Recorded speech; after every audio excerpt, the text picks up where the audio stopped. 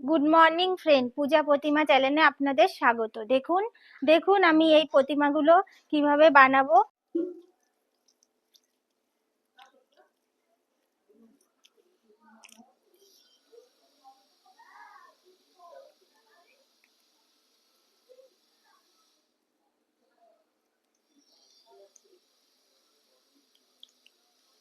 বন্ধুরা, আমি এখন এই কার্তিক ঠাকুরটার গায়ে মাটি লাগাচ্ছি।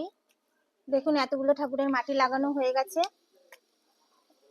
ভালো করে মাটি লাগানোর পর এটাকে পরিষ্কার করতে হবে।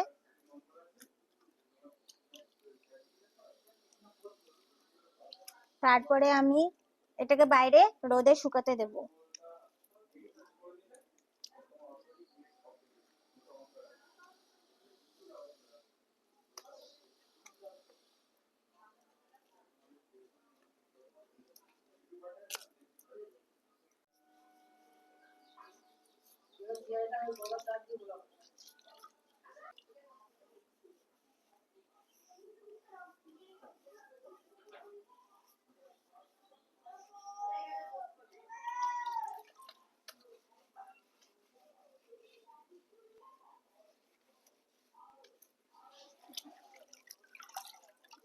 এটাকে আমার পরিষ্কার করা হয়ে গেছে। এটাকে আমি এখন বাইরে রোদে শুকাতে দেব।